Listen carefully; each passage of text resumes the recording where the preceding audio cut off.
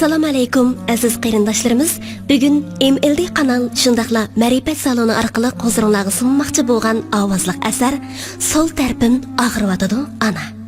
Turkchadan uyg'urchalashtiruvchi Malak. Mikrofon oldida Mahina Rozi.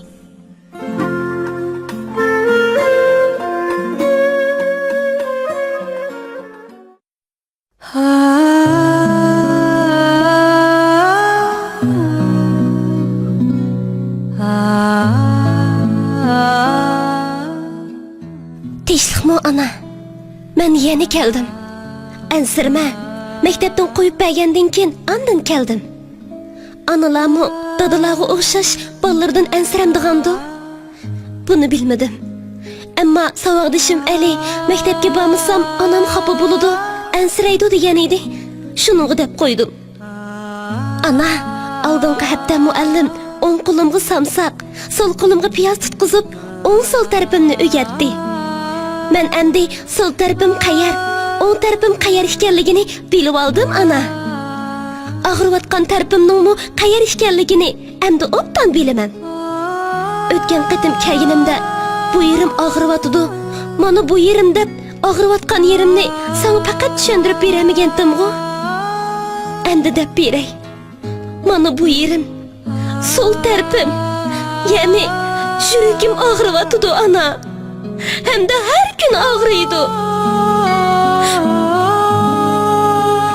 Tünügün etigen Reyhan'ın anısı onun çiçini örüp koludan yitilip mektepke ekip koydu. Kiminin yakısığımı keşte işlep beripti. Qo'ng'iroq chalnishiga anısı onu suyib durup tez kirgin kızım dedi. Men yig'layaptim, yig'ladim, ammo qilch xijil bo'lmadim. Muallim nim bo'ldi deb so'raganda men yiqilib tushib tizimni og'ritib oldim deb javob berdim. Yolg'on so'zladim ana. Og'riyotgani tizim emas, balki yuragim. Bugun men dadamga chechimni o'rib qo'y dedim. Dadam o'rib qo'ydi. Lekin Rayhonningidek o'rganmadi. Men bu yoqamga kash tikilishini talab qildim. Ammo dadam bilmaydiganligini e'tirof qildi. Men uningga undaqda maktabga bo'lsa-mu sen opirib qo'y deb turib oldim. Dadam xizmatining aldirash ekanligini aytdi. Men xizmating bilan nima ko'rim deb etilib yig'lab ketdim. Dadam bo'lsa, "Qizim, oshnani kim topadi?" dedi.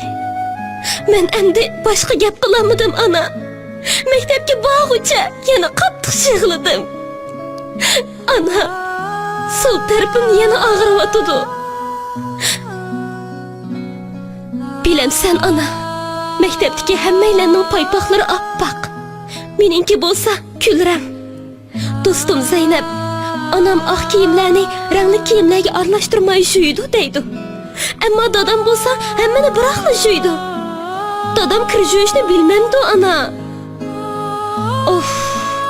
Dadam her günü sumkamga pomidor bilan erimchik sep qo'ydi. Ko'ngliga kammisin deb demayman. Ammo do'stlarim har kuni turlik pecheni, pranik va tortlarni ep keladi. Men bilaman, dadam tort pishirishni bilmaydi. Ana, qorong'i tushishga boshlabdi. Men qaytay. Dadam sening yaningga kelganimni bilmaydi. Bilsa xafa bo'lmaydi, biroq ko'ngli yerim bo'ladi. Ana, qabrondagi gullarni kim uzib oldi? Ruxsat qilmag'in, o'tinib qolay. Qabranga qo'llarini tekkizishiga yo'l qo'yma. Bu ko'ngilsizliklar uyga borganda esimga keladi. Va shu sababdan yana yig'layman ana. Ana, qara, shisham yenimda. Bilamsan ana. Her qatim kelganimda elib olgan to'plarning hammasini shishiga to'kib saqlayman. Ustiga rasmimni chaplab, bosh tarafimga qo'yib yotaman. Har sahar uni suyib, qanmay purayman. Ana, hech kimga dema, ha? Ba'zida texi uning bilan mundishib ketaman. Qanday qilaman? Seni bekli seg'inib ketgan tursam. Har az unutib qog'li tasli qoptiman. Muallim ananglarni tasvirlab bir maqola yozib kelinglar degan edi. Men dadamga yozdiraman. Muallim bilip qalsa xafa boludu. Ammo manga ne çare?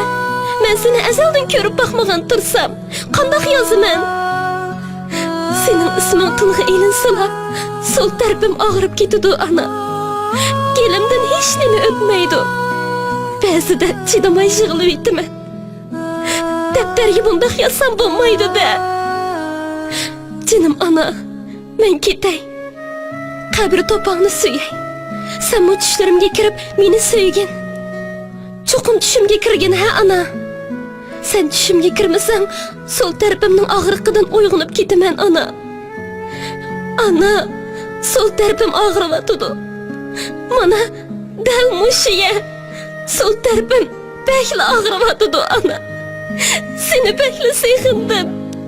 Bekle seyxindim ana.